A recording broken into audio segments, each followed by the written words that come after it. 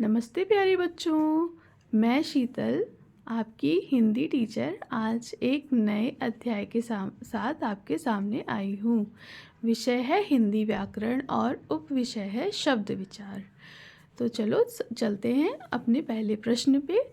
हमारा पहला प्रश्न है कि शब्द किसे कहते हैं। तो वर्णों के मेल से बने सार्थक समूह को शब्द कहते हैं।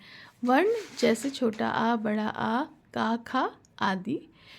तो इसका उदाहरण है का, धन, मा, धन, ला बराबर कमल। अगर हम का, मा और ला को अलग अलग लिखेंगे तो उसका कोई अर्थ नहीं निकलेगा, क्योंकि ये वर्ण है। अगर इन्हीं वर्णों को जोड़कर हम लिखते हैं तो एक सार्थक शब्द अगर बन रहा है तो उसे हम शब्द कहते हैं, जैसे कि कमल। हमारा दूसरा प्रश्न है बनावट के आधार पर शब्द कितने प्रकार के होते हैं।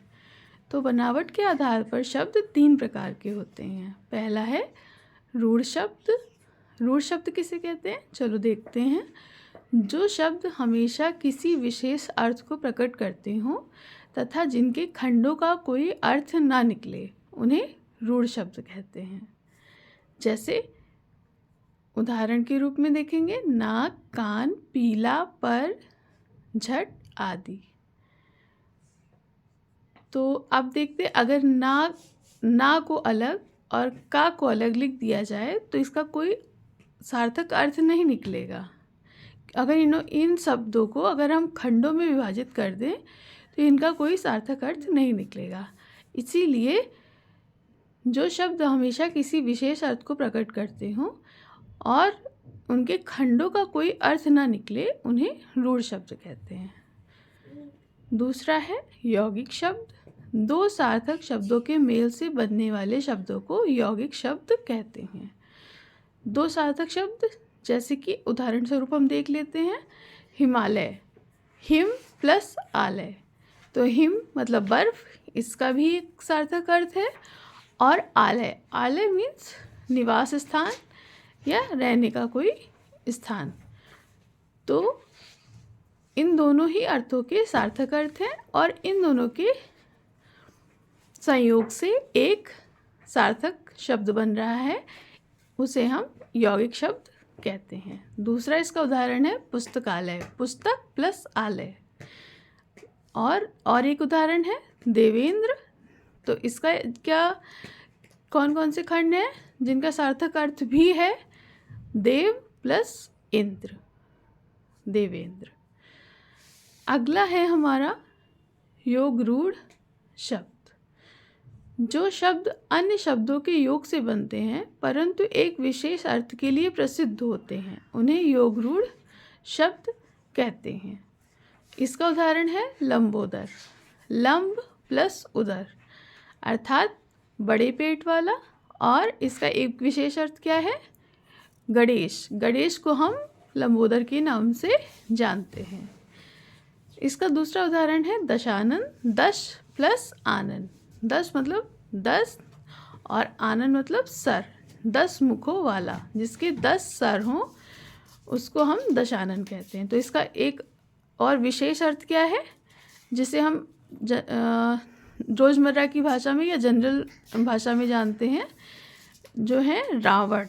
रावण को सब क्या बोलते हैं कि वो दशानन है। अगला प्रश्न है उत्पत्ति के आधार पर शब्द कितने प्रकार के होते हैं।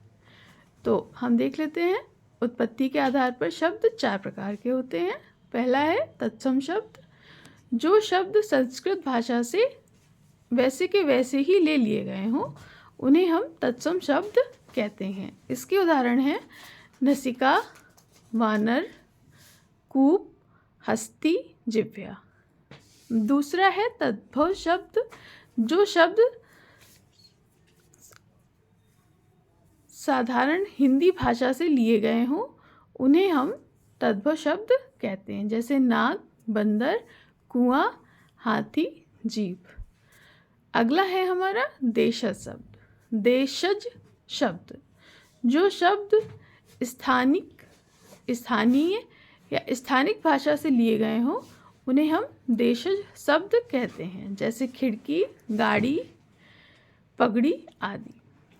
अगला है विदेशज शब्द, जो शब्द विदेशी भाषा से लिए गए हों उन्हें हम विदेशज शब्द कहते हैं, जैसे school, car, ticket, station, radio आदि। तो अब चलते हैं अपने अगले प्रश्न पर, जो है प्रयोग के आधार पर शब्द कितने प्रकार के होते हैं। तो प्रयोग के आधार पर शब्द 2 प्रकार के होते हैं।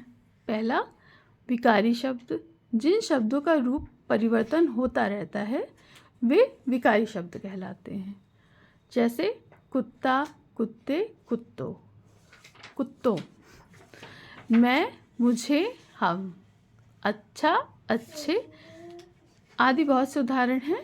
तो इनका जो है रूप परिवर्तन होता रहता है, इसलिए इन्हें हम विकारी शब्द कहते हैं। दूसरा है अविकारी शब्द, जो शब्द लिंग, वचन, कारक, पुरुष और काल के कारण नहीं बदलते वे अव्यय या अविकारी शब्द कहलाते हैं। इसके उदाहरण हैं अमन अच्छा गाता है, रोहित अच्छा लिखता है। अगला हमारा प्रश्न है, अर्थ के आधार पर शब्द कितने प्रकार के होते हैं। तो चलिए देख लेते हैं इसका उत्तर क्या है। अर्थ के आधार पर शब्द मुख्यतः 3 प्रकार के होते हैं। पहला, पर्यायवाची शब्द, समान अर्थ का बोध कराने वाले शब्द पर्यायवाची शब्द कहलाते हैं। इसका उदाहरण है चंद्रमा। चंद्रमा को हम शशि, सोम, मयंक आदि नामों से भी जानते हैं। इसका दूसरा उदाहरण है सूर्य, सूरज, भानु, दिनकर। सूर्य को हम इन नामों से भी जानते हैं। तो ये सभी क्या हुए, आपस में एक दूसरे के पर्यायवाची शब्द हैं। दूसरा है विलोम शब्द, विपरीत अर्थ का बोध कराने वाले शब्द विपरीतार्थक या विलोम शब्द कहलाते हैं। जैसे अनुकूल का विपरीत है प्रतिकूल, और अमीर का प्रतिकूल या विलोम शब्द है गरीब। तो ये हो गए हमारे विलोम शब्द। तीसरा है अनेकार्थी शब्द, शब्द एक ही हो किंतु वही शब्द एक से अधिक अर्थों वाला हो उसे अनेकार्थी शब्द कहते हैं। इसका उदाहरण है अक्ष। तो अक्ष का एक से अधिक अर्थ भी है, जैसे आँख, रथ की धुरी, पासा फेंकना। तो अक्ष को हम इस रूप में भी जान सकते हैं। अगले हमारे कुछ अन्य प्रकार के शब्द भी हैं, उन्हें देख लेते हैं। जैसे श्रुति सम भिन्नार्थक शब्द, जो शब्द सुनने में समान हो पर उनके अर्थ भिन्न भिन्न होते हैं उन्हें हम श्रुति सम भिन्नार्थक शब्द कहते हैं। उदाहरण के लिए कोश, कोश को हम शब्द संग्रह के रूप में भी जानते हैं, और इसी कोश को हम दूसरे रूप में लिखते हैं तो कोश हो जाता है, उसका अर्थ खजाना होता है।